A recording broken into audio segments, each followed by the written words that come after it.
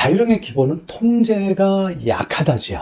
그런데 적극성도 약하다입니다. 그럼 어떤 일이 벌어지는 거죠?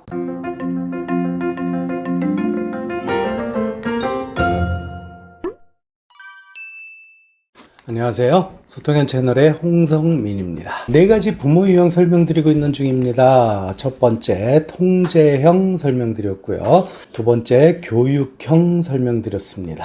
통제형 부모의 자녀에서는 자기주도 학습이 거의 이루어지지 않는다 말씀드린 바 있고요. 두 번째 교육형 부모의 자녀에서는 코드 맞는 일부 자녀가 있을 수 있다. 그래서 교육형 부모와 코드 맞는 경우 굉장한 성과를 내는 그런 일로 연결될 수 있다라는 것이에요. 근데 아세요? 교육형 부모는요, 그렇게 코드 맞는 자녀가 어떤 성과를 냈을 때 온 세상에 다 알려요. 그래서 실제 우리가 많은 성과를 내는 그런 모습들을 볼 때 그런 교육형 자녀의 이야기가 많이 알려지게 되어 있어요. 실제로 더 많은 거는 코치형 부모의 자녀에게서 나오지만 적극적으로 알리지 않는 그런 모습이기도 하지요. 오늘은 세 번째, 자율형입니다. 자율형, 이름은 참 듣기 좋아요. 근데 이 자율이라는 것이 충분히 준비가 됐을 때 자율형은 굉장히 좋습니다. 가령 이런 거죠. 부모가 아이가 알아서 하길 바랍니다. 이거 나쁘지 않아요. 물론 적당한 때가 됐을 때 이야기예요. 너무 어려서부터 그냥 알아서 해 라고 한다 그러면 아이는 어떻게 해야 될지 모르는 상태에서 뭘 해야 되지? 그러면 자기가 좋아하는 거 할 수 있는 거, 다른 일 이런 거에 빠지기 쉽겠죠. 자율형의 기본은 통제가 약하다지요. 그런데 적극성도 약하다입니다. 그럼 어떤 일이 벌어지는 거죠? 자녀 교육을 하는 데 있어서 적극적이지 않아요. 그런데 통제도 할 줄 몰라요. 그런데 아이는 점점 성장해 나갑니다. 아이의 모습도 스스로 뭔가를 해야 되는지 모른 채로 점점 학년이 올라가고 성장해 나갑니다. 그러다가 중학생이 됐다 가정을 해보시죠. 초등학교에서 중학교는요, 엄청나게 많은 학습의 난이도와 양이 증가하게 되어 있어요. 그러니까 어떻게 됩니까? 초등학교까지는 엄마 주도 학습을 하지 말아야 될 고학년, 6학년까지도 하시는 분들 계시죠. 근데 중학교 되는 순간 엄마 주도 학습이 사실상 불가능해지지요. 그래서 학원 주도 학습으로 많이 가게 되는 거죠. 즉, 자율형 부모의 입장에서 아이가 중학생이 됐다라는 이야기는 어려워. 더 이상 내가 지금까지도 통제를 못 해왔지만 더 이상 통제할 수 없어. 그냥 그렇게 가게 되지요. 한편으로는요, 이렇게 가다 보면 무관심으로 넘어갈 수도 있어요. 제가 만나본 자율형 부모님 중에는 아예 그런 분들도 계세요.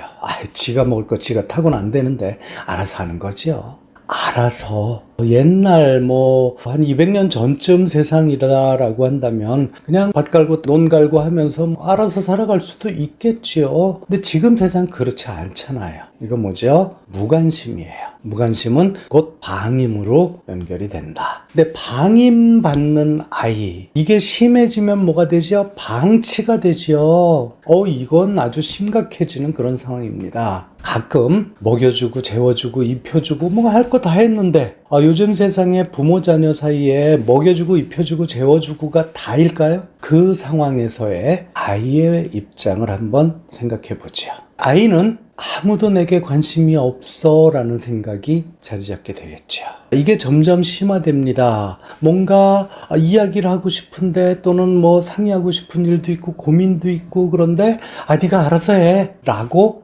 대화가 잘 안 되는 상황 가정해 보시죠. 아이는 두려움이 자라기 시작합니다. 우리 부정적인 감정의 가장 중요한 요소가 바로 두려움이에요. 모든 우울증의 시작도 두려움이라고 하죠. 아이의 입장은 지금 뭐죠? 난 버려졌어. 버려짐에 대한 두려움이에요. 부정적 감정이 싹트기 시작합니다. 그러면 이 상황에서의 부모와 자녀 사이에 우리 몇 가지 짚어봐야 될 것들이 있었죠. 자기주도 학습을 가능하게 하는 3가지 전제. 그 중에 첫 번째가 부모 자녀 사이의 관계였어요. 관계는 나쁘지 않을 수 있어요. 통제형이나 교육형보다 관계는 좋을 수 있어요. 왜? 아이 입장에서 보면 나는 자유스러우니까 내가 하고 싶은 거 다 할 수 있고 내가 게임도 할 수 있고 놀고 뭐든지 엄마가 별로 간섭하지 않으니까 관계가 나쁘지는 않을 수 있어요. 근데 그 안에서 우리 중요한 두 가지가 더 있었죠. 첫 번째, 한 인간으로 성장해 나가는 과정에 자기 정체성을 찾고 자기 스스로 주도해 나가는 힘, 주도력이라는 게 있어야 된다라고 말씀드렸죠. 이 아이는 주도력을 키울 여지가 없었어요. 뭘 어떻게 해야 되는지 방향조차도 모르고 갈팡질팡하는데, 아니면 그냥 자기 생각나는 대로 멋대로 하고 싶은 대로 그렇게 해왔는데 주도력이 커갈 기회가 없었죠. 다시 강조드립니다. 주도력은요, 자기 주도할 때 주도해요. 스스로 자기가 목표를 세우고 계획을 세우고 실천을 하고 평가하고 이러면서 공부해 나가는 자기주도 학습이라는 걸 할 힘이 없는 거지요. 세 번째, 자존감이 있었습니다. 버려짐, 두려움, 이런 부정적인 감정이 커가고, 그 다음에 관계는 살짝 나쁘진 않을지라도 자기 미래를 위해서 뭔가 준비해 나가는 이런 면에서 부정적인 상태일 때 아이의 자존감 높아질 수 있을까요? 어렵겠죠. 세 가지, 관계는 조금 크게 나쁘지 않을 수 있겠다.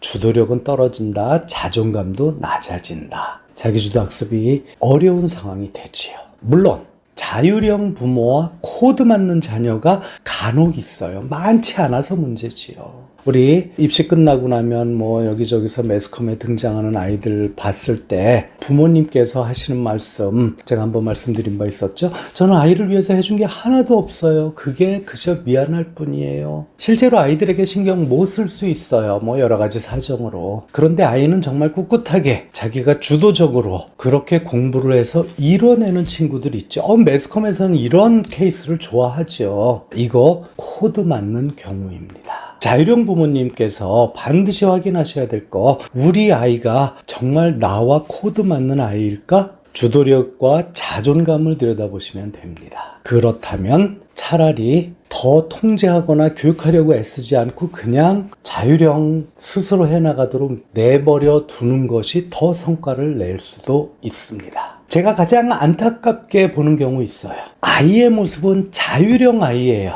제발 저 부모님들은 아이에게 더 이상 간섭하지 말고 그냥 내버려 두면 더 잘할 수 있는 아이인데, 그런데 그 부모님이 통제형 그리고 교육형, 대부분 이 경우는 두 가지가 다 아주 강한 모습으로 나타나는 경우죠. 자율형 자녀와 교육형, 통제형이 강한 부모와 만났을 때 어떻게 될까요? 최악의 상황이 만들어지는 거죠. 아이는 정말 못 견딥니다. 요즘 뭐 심해지는 스스로 비하를 하다 못해서 자해를 한다든가 이런 모습이 만들어지는 것도 바로 이런 케이스에서 만들어질 확률이 대단히 높지요. 안타깝습니다. 그러면 자율형 부모님 어떻게 하시면 좋을까요? 이제부터 우리 자율형 부모가 하셔야 될 진짜 중요한 거는 자녀에 대한 진정한 관심. 그냥 피상적으로 아이의 미래 걱정만 하는 그런 모습이 아니라 아이의 현재 모습은 행복한지, 그리고 얘를 조금 더 행복하게 해주려면 어떻게 해줘야 될지, 그런 진짜 부모가 가져야 될 진정한 관심을 보이는 것이 시작입니다. 그리고 그것을 적극적으로 표현을 하고 만들어가는 거죠. 그렇지 않으면 힘들어집니다. 지금 빨리 바꾸셔야만 합니다. 자, 한 가지 더 덧붙이면 자율형 부모는요, 통제성도 약하고 적극성도 약한 유형이었죠. 통제성은 좀 약한 편으로 가는 게 좋아요. 다만 내가 전혀 통제하지 못하는 상황을 만드시면 그건 안 되겠죠. 그래서 적절하게. 다만 적극성은 조금 더 높이셔야 돼요. 아이에게 정말 관심을 갖고 아이와 함께 고민하면서 아이의 미래를 어떻게 만들어갈까? 그때 중요한 거는요, 아이의 이야기를 들어주세요. 엄마 이야기만 고집해서 주입하지 마시고요, 아이의 이야기를 들어주시는 게 가장 중요합니다. 더 드릴 이야기 많지만 오늘 자율형에 대해서 여기까지 말씀드리겠습니다. 다음 기회에 다시 그러면 코치형 부모가 되기 위해서 어떻게 해야 되는지는 종합적으로 정리하겠습니다. 지금까지 소통형 채널의 홍성민이었습니다. 고맙습니다.